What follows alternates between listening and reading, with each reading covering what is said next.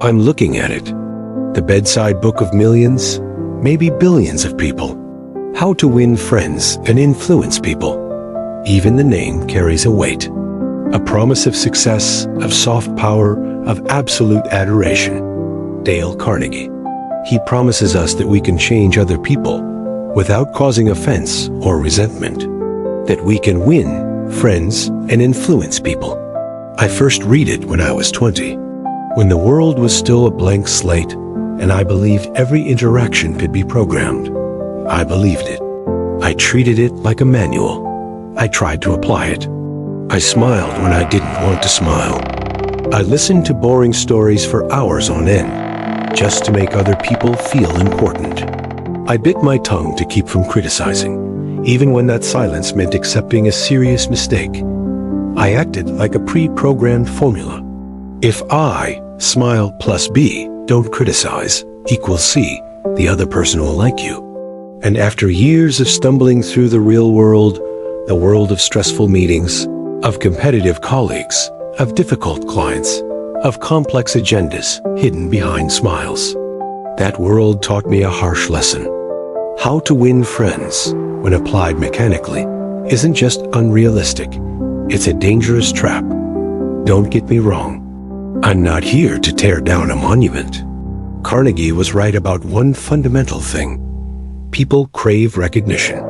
People want to feel important. That is a fact. But the problem with how to win friends isn't what it says. The problem is what it doesn't say. It's a wonderful map for an ideal world. A world where everyone acts rationally, where every good intention is met with good intention. But our world isn't like that. Its deadliest trap lies in what it ignores. The key factor, the element that defines the value of every interaction in the 21st century, authenticity. Today, we're going to talk about Carnegie's sugar-coated naivety. We're going to talk about why trying to win friends by a formula is the fastest way to lose people. And more dangerously, lose yourself. Let's start with the most dangerous naivety. The assumption that this world is fair and that everyone plays nice. Carnegie built his entire philosophy on a romantic assumption that everyone, fundamentally, can be tamed with kindness. That if you treat people well, you will get the same in return. That if you care about their problems, they will care about yours. This is a deadly naivety. It completely ignores the existence of manipulators. It has zero defense mechanisms against people with bad intentions. I used to have a colleague, let's call him Ben. Ben was a walking tragedy. His life was a series of injustices in which he was the victim. Applying the principle of become genuinely interested in other people to the letter, I became his free emotional dumping ground. I listened. I nodded. I spent hours, precious time in my workday, listening to Ben complain about everything, from his terrible boss, to his difficult landlady, to his cat who wouldn't eat. During all those hours, I told myself, be patient. Dale says this is how you build a connection. Make him feel important. I did exactly what the book said. I made Ben feel important. And the result? The result was that Ben didn't like me anymore. He used me. He saw me as a utility, a function. My concern wasn't returned. It was taken for granted. And when my project ran into trouble, when I really needed help, when I turned to Ben and said, Ben, I'm really stuck. Can you help me look at this? You know what he said? Sorry, I'm too busy. Carnegie didn't teach me how to deal with Ben. His book doesn't have a chapter on how to identify and handle narcissistic takers. It doesn't have a chapter on when to stop caring. Its entire philosophy is built on fair exchange, on a tacit gentleman's agreement. But the real world doesn't always have gentlemen. Manipulators don't see your kindness. They see a weakness.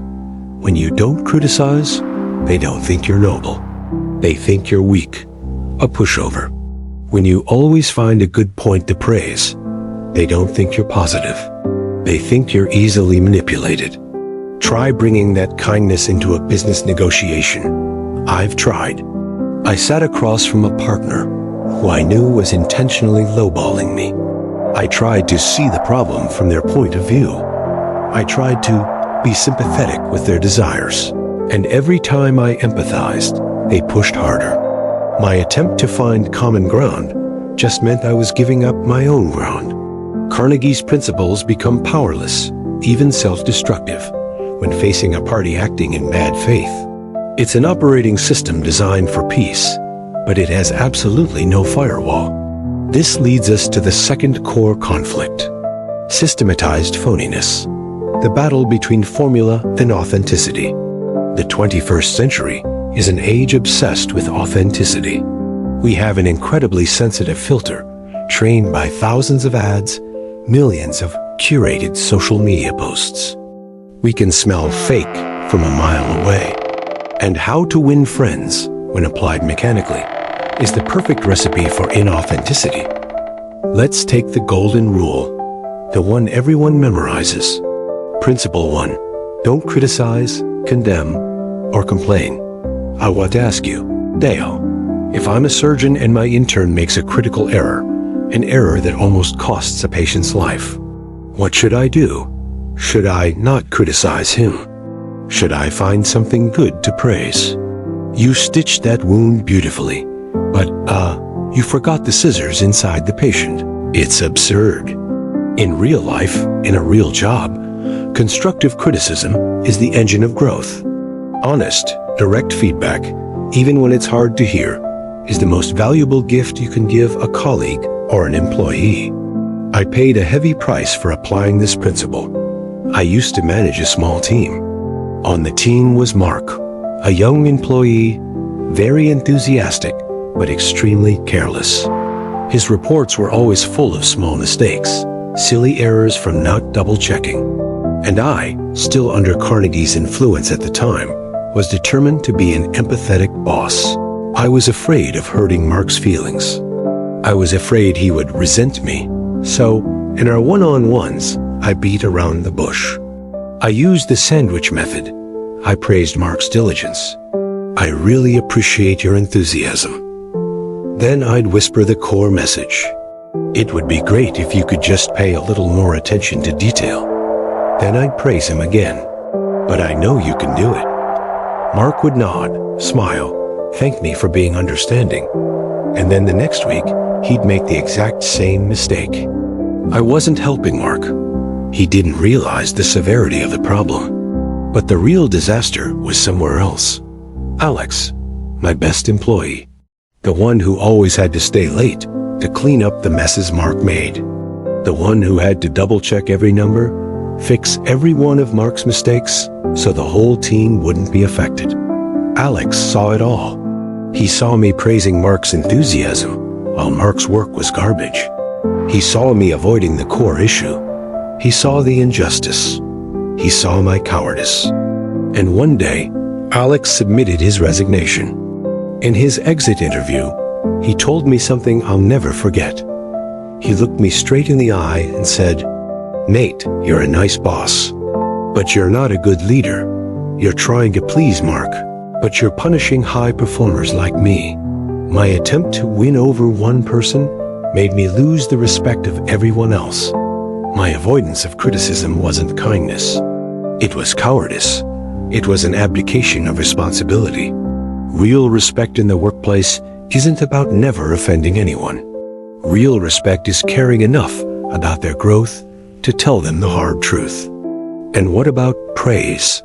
Carnegie tries hard to distinguish between honest appreciation and flattery. He says flattery is insincere, but his examples are very blurry. The principle is, make the other person feel important. Imagine I need a colleague to help me with something urgent. I remember this principle. I walk over to his desk and say, "Hey, I've always admired how you handle data. You're the most meticulous person I know. Could you take a look at this for me?" What will he think? If he's smart, he'll see it immediately. This isn't a compliment. It's a transaction. It's tactical praise. I don't really care about how he handles data. I care about getting his help. And instantly, my compliment loses all its value. It becomes manipulation. It's no longer winning friends. It's winning by trickery. We would rather receive a direct request. Hey, I'm swamped. Can you help me? It's honest. It respects the other person's intelligence.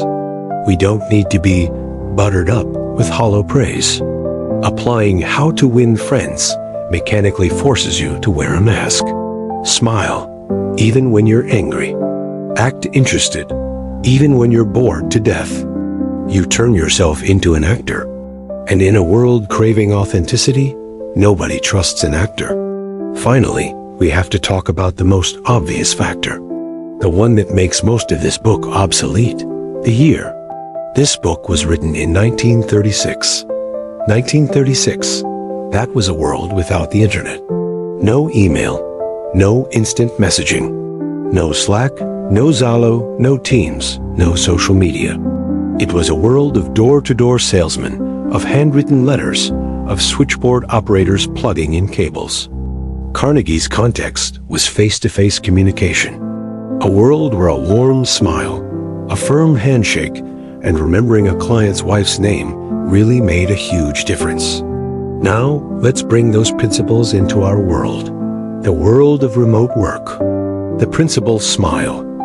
How am I supposed to smile over Slack? With a smiley face emoji. Very professional. When I send a serious work request, adding a smiley face at the end of the sentence doesn't make me look friendly. It makes me look unprofessional, even a little foolish. It lessens the weight of the message. The principle. Always use the other person's name. In a live conversation, using someone's name creates a connection. But try applying it to email. I've received emails like this. Hi Nate, I'm sending Nate this report.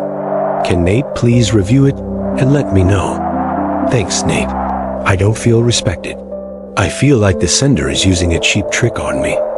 It's annoying. It's redundant. And it wastes my time. And it makes me feel this person is inauthentic. It feels like a telemarketer's script. In modern professional communication, king is not warmth. King is clarity. King is brevity. Kindness in the 4.0 world isn't asking about my dog over email. Real kindness is respecting my time. It's writing an email that gets straight to the point. It's not making me read 4 paragraphs of fluff just to understand what you want. Carnegie-style tact, in many cases, just means being vague, wasting time, and creating misunderstandings. And this is the harsh reality.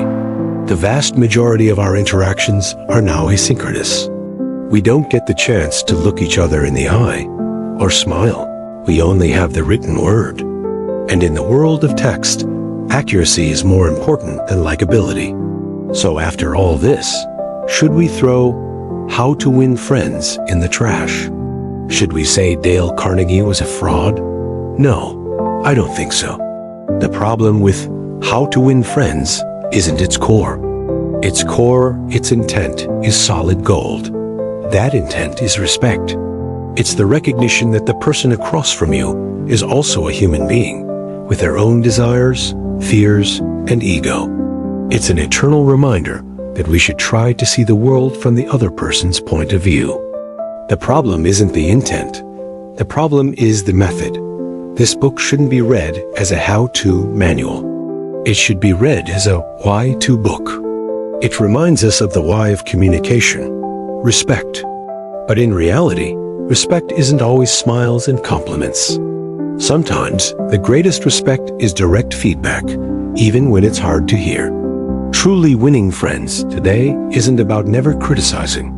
It's about learning how to criticize with kindness, clarity, and constructive intent. Truly winning friends isn't about faking a smile. It's about being authentic enough to express your feelings professionally. Truly winning friends isn't about avoiding conflict. It's about having the courage to face it. Carnegie built his art of winning people on a foundation of empathy. But he was missing one critical half: courage. The modern world doesn't need people pleasers. The world needs people with balance. It needs principled kindness. It needs empathy paired with accountability. And it needs courageous authenticity. That is the hardest and the only art of winning people that is worth a damn. Thanks for watching until the end. What was your favorite part? Please let me know in the comments below. If you found this video helpful, don't forget to leave a like, share it, and subscribe to the channel so you won't miss my future content. Your support is my biggest motivation. Thank you all so much.